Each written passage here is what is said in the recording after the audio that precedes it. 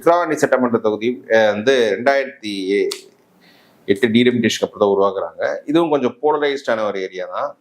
11 வந்து கம்யூனிஸ்ட் வேட்பாளர் ராமமூர்த்தி வந்து அந்த அதிமுக தேமுதிக அணியில் ஜெயிக்கிறாங்க. திமுக பாமக கூட்டணி இருந்தும் 41% எடுக்கிறாங்க.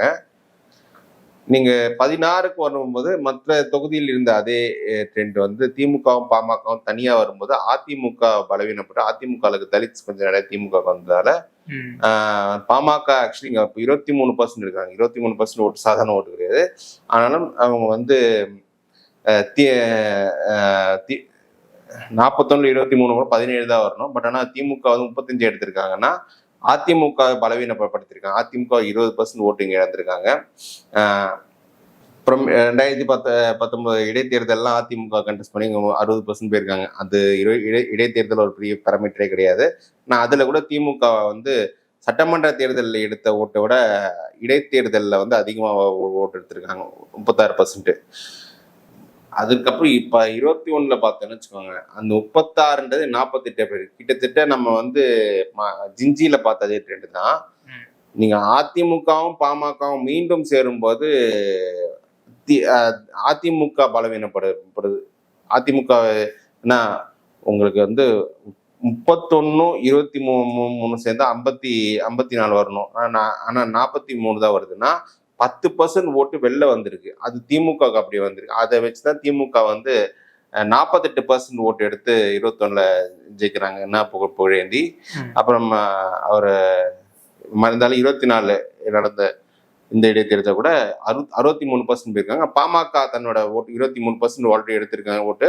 அது 28% ஓட்டு கொஞ்சம் எடுத்திருக்காங்க. ஸோ இங்க வந்து அதிமுக ஓட்டு வந்து பாமக நிற்கும் போது ஃபர்தரா இது கொஞ்சம் இங்க திமுக போயிருக்கு. அதனால இது வந்து அதிமுக ஓட்டர்ஸ்க்கு வந்து பாமகன்றது இங்க அக்செப்டபிள் இல்லை இந்த தொகுதியை பொறுத்தவரை. அதுதான் கேட்டது. ஸோ இங்க வந்து நாம் தமிழர் எப்படி பெர்ஃபார்ம் பண்ணியிருக்காங்க அப்படின்ட்டு ஃபர்ஸ்ட் பார்ப்போம். நம்ம பார்லிமெண்ட் நம்பர்ஸ் போக நாம் தமிழர் வந்து இங்கே வந்து 8000 to 12000 இந்த ரேஞ்ச் தான். 600 ஓட்டுல ஆரம்பிக்கிறாங்க. 16ல் 21 8200 ஓட்டு போறாங்க.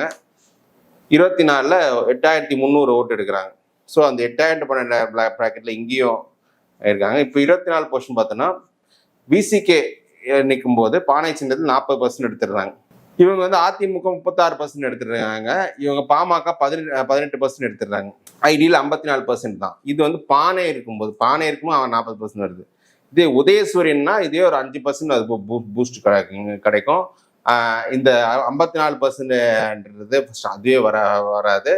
பாமக வந்து கொஞ்சம் பேஸ் ஓட்டு இதில் அதிமுக இழந்திருக்காங்க. அதுல வந்து திமுகவுக்கு ஒரு எட்ஜ் கண்டிப்பா இதுல கிடைக்கும் தான் நினைக்கிறேன். இந்த தேர்தலை இந்த தொகுதியை பொறுத்தவரை பாமக ஓட்டு டிரான்ஸ்ஃபரிங்லேயே கொஞ்சம் இஷ்யூஸ் இருக்கும். அதிமுக